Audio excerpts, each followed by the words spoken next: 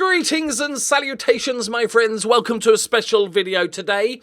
I am doing a review of FM23. Not just a review. I wanted to sort of mainly focus on the new features and review each one independently. Give it a little random score out of 10, I guess. And then tell you what I think of the game overall. This may seem quite late for a lot of people, but actually, you can't review Football Manager playing 1 or 2 seasons. Any like IGNs or GameSpots, I feel for them, but they can't. You need to play it a chunk. I've got 240 hours so far in the game without any sort of, leaving it on or anything. That's actual gaming. I've got a YouTube save. I've done national management. I've got a network save going on, private save, all sorts of stuff. So I think I'm in a good position. So I found this little FM23 headline feature recap. We're going to look at each one, and then I'm going to tell you my thoughts, and then I'm going to give some overall thoughts at the end. So I get asked a lot, obviously, for people. The biggest question, there's new players every year, but the biggest question we get, I think, is it worth upgrading this year? That's probably the single biggest question we all have as Football Manager fans. So I'll tell you at the end of this. Right, let's get on with this exciting. It's a bit, I know it's a recap video, but it's only a minute long, which doesn't bode well. But let's just get into it. Okay, the first thing I want to see, licenses in the game. Fantastic. The first time I went into a Champions League game, it looked so much better. The immersion was there. The music, FM, music, sounds, was amazing. Really love it. The draws, if you've ever watched a cup draw, you'll know it takes about fucking 4 hours. I don't know how that got through the testing phase, but overall, more licenses, great. I think it just helps with the immersion. I'm going to give this a 9 out of 10 because it's just good. I don't think you can argue against it. It's just nice to have. It helps the immersion. So don't need to look into this further. Good thing. Well done, SI. Love that. More platforms, great. I'm a PC user, I think, but the fact it's on more platforms is always a good thing. I can't tell you if the mobile version's any good or whatever. You'll have to do your own research there. The Data Hub. All right, Kev. So, the Data Hub.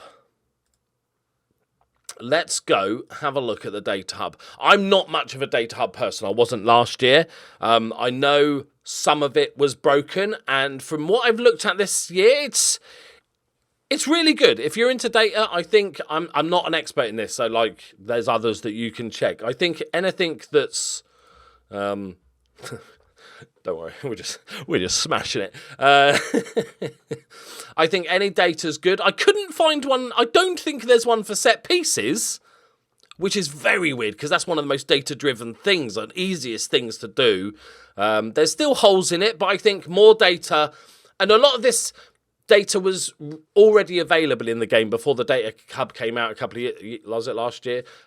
But it was much harder to find. So any way they can represent this sort of stuff, like this is our general performance this season, a nice overview. I think all of this is great. I'm not an expert on this, but there's a few things missing, and I feel like there's a few things that don't work. I think one of the matches against, there's some few things that don't work. So if it was implemented perfectly, I think it's a 9 out of 10. But at the moment, it's a 7 or a 6, because once a few things don't work, and clearly don't work, you then start questioning other things. Even if they're working as intended, you're like, is that what it's supposed to be like? So I'll give it a 7 out of 10. It's definitely, even for my stupid little brain, I can understand that we are good. Brilliant. That's all you need. More drama. Yeah, this is the draw thing that's just... Yeah, this is... Yeah, whatever. Okay, let's get to the match engine. Pros and cons. This has got better blocking. I actually think the match engine this year is vast... Overall, with a giant asterisk, vastly improved. It feels more like football, which is all you can ever really ask for.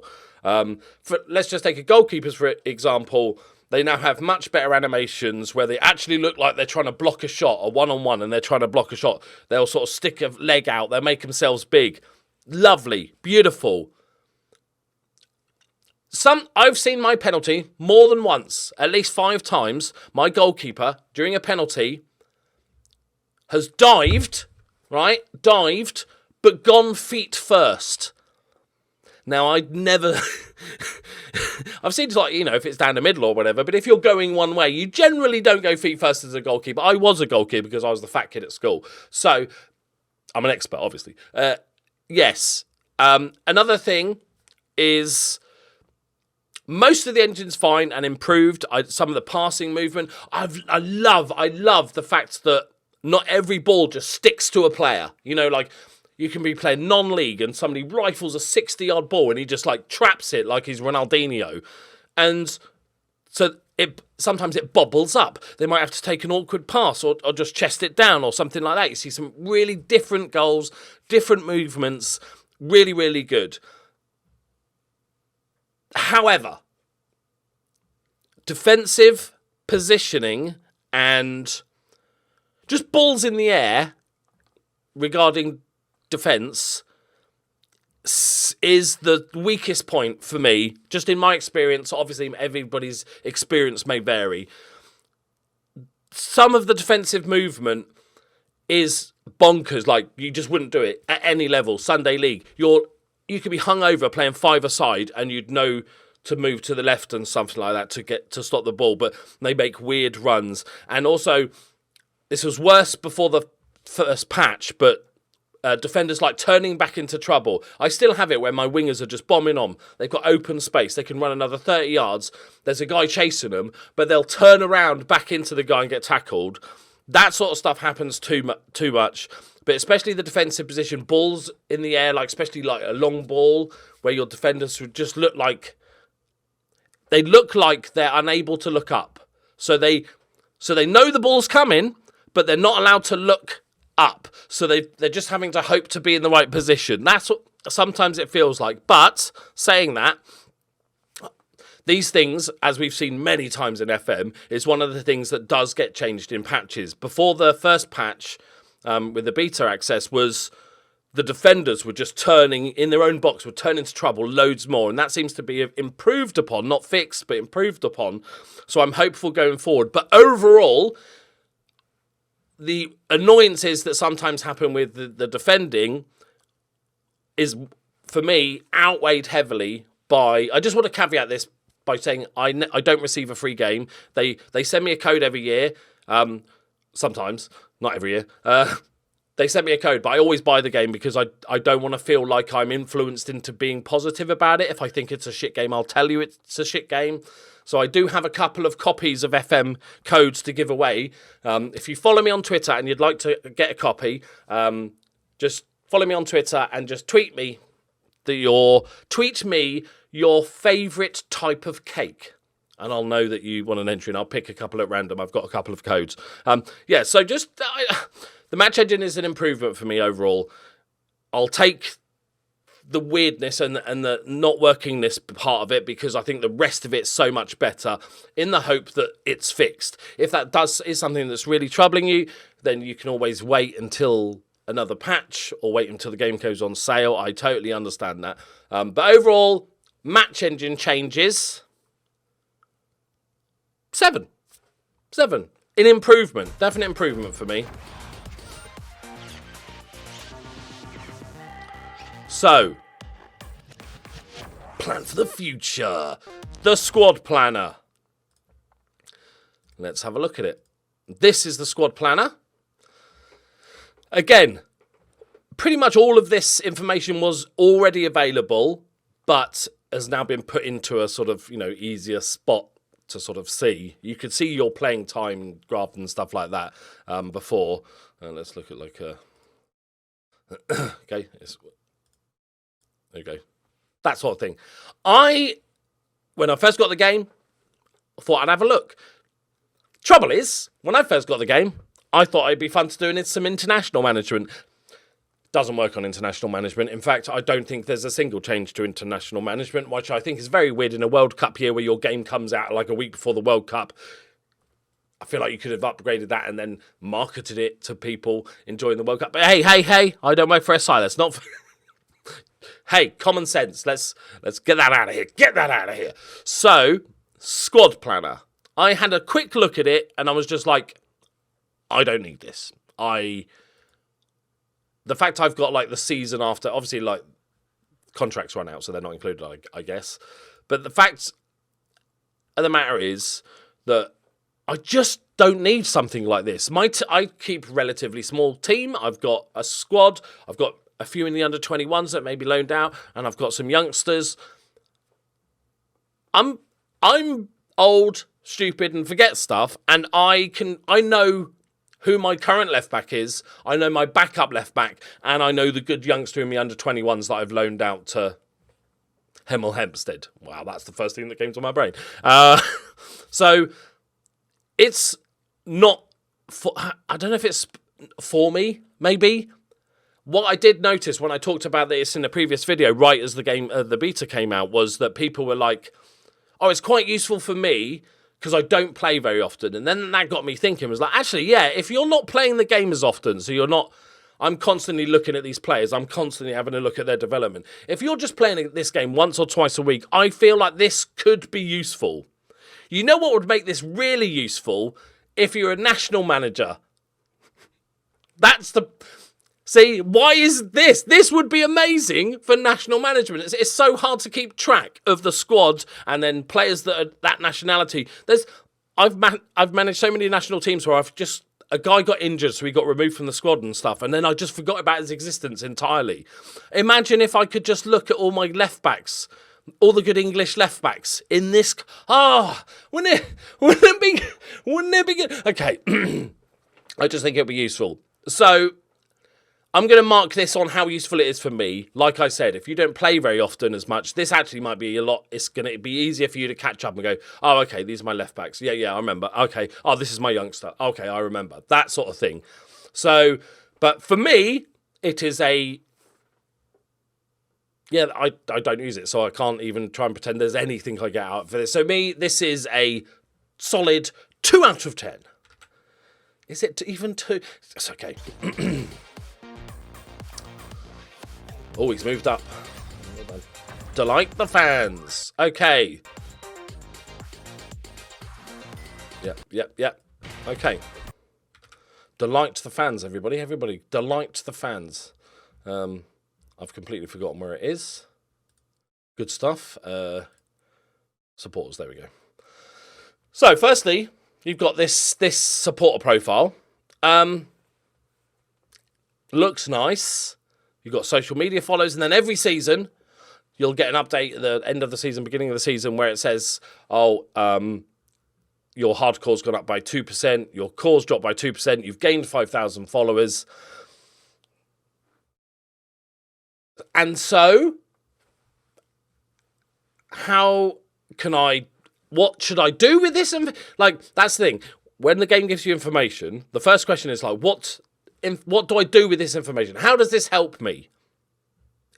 This doesn't in any way help me. Whether we lose or gain, like, okay, next season we need to do better because we lost 5,000 social media followers. It's a bit of fun. But the problem with this is, like, I don't mind its existence. It's interesting to look at every season. Obviously, the supporters want these things as well, which is I'm fine with. They have different... you've got the club vision and stuff, and the board complaining. The board want us to play defensive, solid, direct football, set-piece football. Oh, fucking we Burnley. And the fans want their own thing and everything. But it doesn't really change anything for me. And like I said, I don't mind these things existing. But don't also then market it as literally in your own video, as one of the big features of this game. In my experience, and maybe this is from a role-playing aspect, you could do it differently, but I've almost never even cared what the board want me to do, and now the supporters want me to do, because I know if I do well, none of this matters. They're not going to sack me. I'm currently second in the league when we're expected mid-table. I don't care that we're not making doing set pieces. Who cares? Or that they're satisfied that we're playing direct football. You know, do we need to play? No, win games, they'll be happy. Ironically, as you can see, I'm not even sure if the supporters, the score works that well. They're disappointed, right, about set pieces, but they're very pleased about me playing defensively solid football. They're satisfied, they're pleased, they're on course. Overall, you'd think that's a good thing. I'm a C+, despite sitting second in the league. And I've yet to, this may come later on, this may be a thing that only occasionally happens, but I've yet to see anything like the fans are putting pressure on the board to sack me. Or even better, the fans putting pressure on the board to fuck off. That would be cool. So, but I've not yet to see that, but that might be an only occasional thing. So let me know in the comments if you have actually had those sort of things. But generally speaking, with all this stuff, I'm like, if I just win games, I'm a football fan, I'm a simpleton, just win games, I'll be happy. Simple as that. The only time that if you're doing badly and then you might want to sort of, okay, let's try and get the set pieces to try and keep the board on side. Or like I said, if you're role-playing it, so you're trying to do whatever they say. But overall, this feature, it's weird because I like it. It's interesting seeing, that sort of stuff. And there's influence on the board suggesting that they can maybe try and get you sacked. It's an interesting thing, but it's a pointless thing. But it looks pretty. 3 out of 10. Make a name for you. Okay, so this screen is like, the end of the season. This is the last feature, by the way. This is the end of the season sort of thing where they give you the player of the season, all that sort of stuff. I looked at this the first season, and it's just pointless. Like it's not a main feature. It just tells you all the things you did, but then you know what you did. You were fucking there. And you can see all that information. It's just like a pretty timeline graphic. So the fact that the first season I looked at it and went, and then every season I just click past it, suggests that that's a non-feature. It's a non-feature.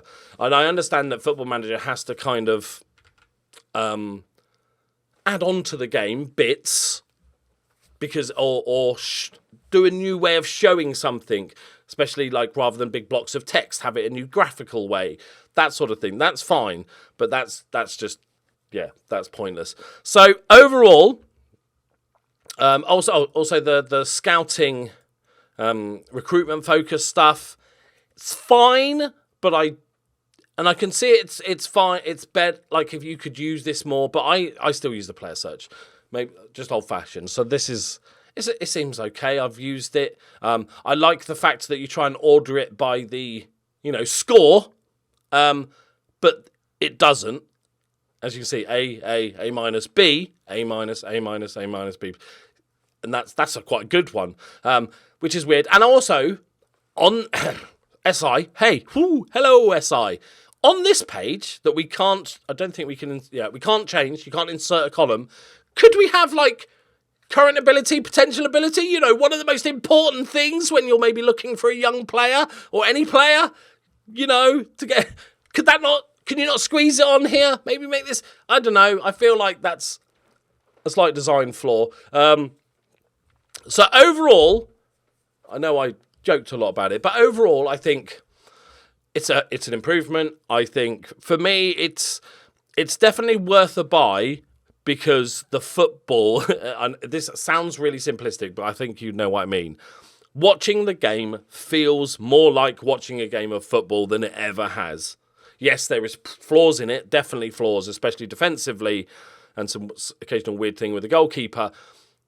But overall, I think it's just much, much more fun to watch the games of football, and that's the most important part for me personally. Obviously, everybody's going to have their own thing. One of my biggest bugbears is the stadiums, obviously not having corners. That's a long-running sort of joke in the community. They still need to improve that.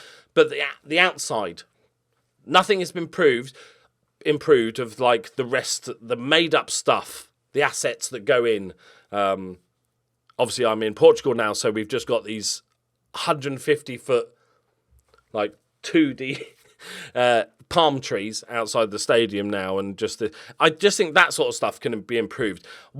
I've seen the picnic benches, I've seen burger vans, I haven't seen a giant football yet, but I have seen random yellow arrows, and I'm not sure, maybe that's a new thing, or it just so happens I've only just spotted it. Let me know if you spotted a giant football. Maybe they've snuck that out of the game. That's poor. But I still think they talk about immersion and making it feel like you're in they got the license for the Champions League. The champions! And it's like all the graphics look sweet. And then it shows your stadium with your 240p background and your stand with no corners. That's 70,000 seater, but it's got no corners.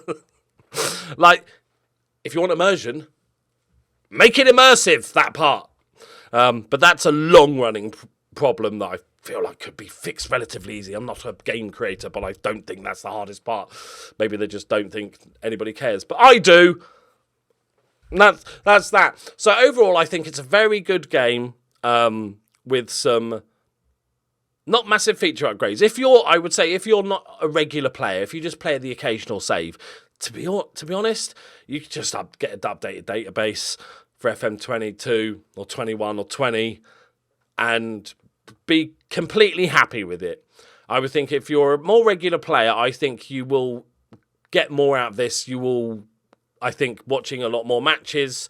You will enjoy watching matches more, which is like a big chunk of the time you spend in this game. So overall, I'm going to score. The score's irrelevant, but everybody likes to score, don't they? Overall, I give Football Manager 2023 a 7 out of 10. It's a weird game because I don't think it could ever be a 10 because it's just small iterations every year. They can't reinvent the wheel, right? They'd have to do something mind-blowing, like VR. You can be in VR on the touchline or something. I don't know how it could ever get a 10. 7 is a solid 7 for me. It's a very fun game.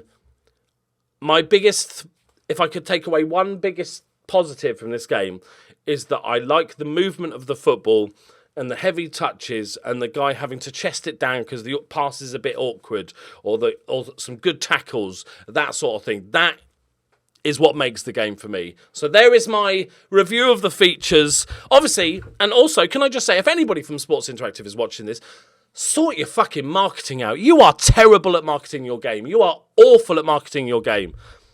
It annoys me. It annoys me. I'm a business analyst in another life, and they are so bad at it. They don't understand their audience. Right. Thank you very much for watching. Leave a like if you enjoyed this. If you are new to the channel, please do subscribe. We're doing a fun Talent Factory Portugal save where we're going to create... Our goal of the save is to have a 4th tier team in Portugal, eventually have a player that comes through the youth system that wins the Ballon d'Or. Easy.